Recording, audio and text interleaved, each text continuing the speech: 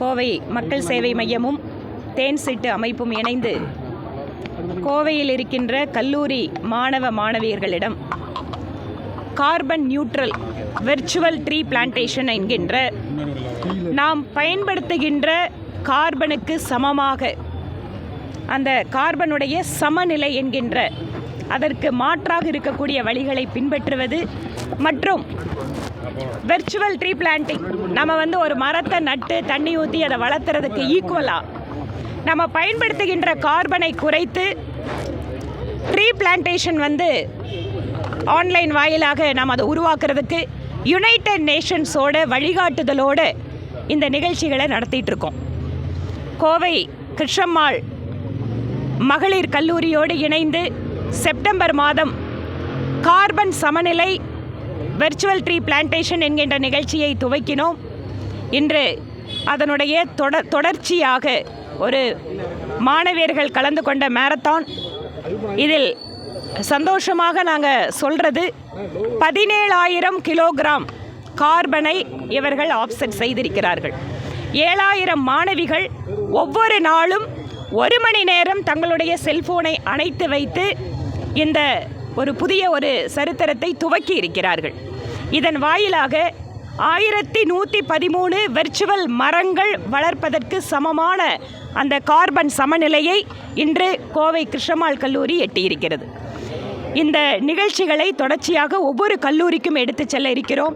ஏனென்றால் விக்ஷித் பாரத் என்று 2047 பாரதம் ஒரு வளர்ச்சியடைந்த பாரதமாக இருக்க வேண்டும் என்பதற்காக பிரதமர் நரேந்திர மோடி அவர்கள் குறிப்பாக குளோபல் வார்மிங் கார்பன் நியூட்ரலுக்கு எடுத்து செல்கின்ற இந்த முயற்சிகளில் இளைய சமுதாயத்தை பயன்படுத்த வேண்டும், அவர்களுக்கு அந்த விழிப்புணர்வு கொடுக்க வேண்டும் என்பதற்காக கோவையிலே இந்த மாதிரியான நிகழ்ச்சிகளை நடத்திட்டுருக்கோம்.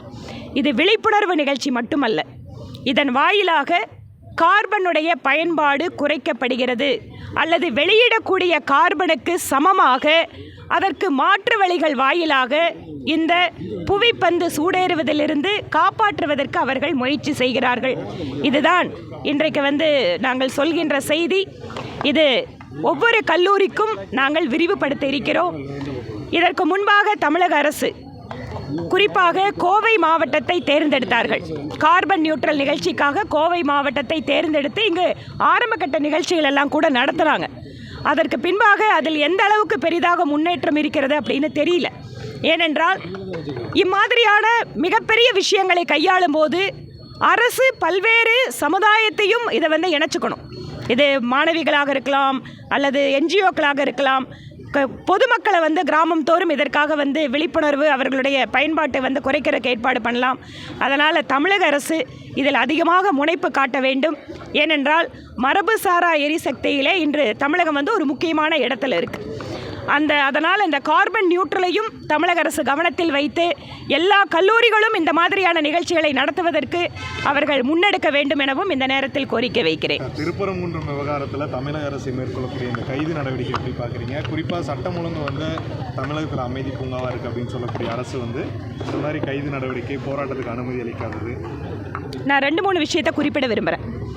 ஒன்று, தமிழக காவல்துறை ஒரு சிறு சிறு பதிவுகள் சமூக ஊடகங்களில் வந்தாலே பாய்ந்து போய் இரவோடு இரவாக கைது செய்வது அப்படிங்கிறது இன்றைக்கி இல்லை. தொடர்ச்சியாக கடந்த 2 வருடங்களாக எங்கள் கட்சியினை சார்ந்தவர்கள் மிக கடுமையாக பாதிக்கப்பட்டிருக்கிறார்கள். இரண்டாவது, ஏதோ எதிர்கட்சிக்காரங்க மட்டும் இல்லை, பத்திரிகையாளர்கள். நீங்கள் பத்திரிகையாளர்கள் கூட இந்த அரசாங்கத்தை விமர்சனம் செய்தால் குண்டாஸ் போடுற அளவுக்கு தான் இந்த கவர்மெண்ட் இருக்குது. எங்களென்னா விமர்சிக்கிறாங்க. பிரதமர் மோடி அவர்களை விமர்சிக்காத ஊடகமே கிடையாது. ஆனால் தமிழக அரசை பற்றி விமர்சித்தால் பத்திரிகையாளர்கள் கூட தப்புவதில்லை. அதுதான் யதார்த்தம். அதே போல் அண்ணா பல்கலைக்கழக மாணவி விஷயத்தில் அத்தனை எதிர்க்கட்சிகளும் போராடுவதற்கு அனுமதி கேட்டபோது அவர்களை எல்லாம் கைது செய்து மிக மோசமான ஒரு இடத்துல அடைச்சாங்க. அது பாமகவாக இருக்கட்டும், பாஜகவாக இருக்கட்டும். அதே போல் இப்போது திருப்பரங்குன்றம் விஷயத்தில் நீதிமன்றம் சென்று ஆணை வாங்கி ஒரு போராட்டம் நடத்தக்கூடிய சூழலில்தான் தமிழகத்தில் எதிர்க்கட்சிகள் இருக்கிறார்கள். ஒரு பக்கம் அன்றாடம் கொலை கொள்ளை எப்படி அவங்க குறிப்பாக திமுகவை சார்ந்தவங்க எவ்வளவு தூரம் கிரிமினல் செயல்களில் ஈடுபடுகிறார்கள் அப்படிங்கிறத நீங்களே ஊடகத்தில் காட்டிகிட்டு இருக்கீங்க.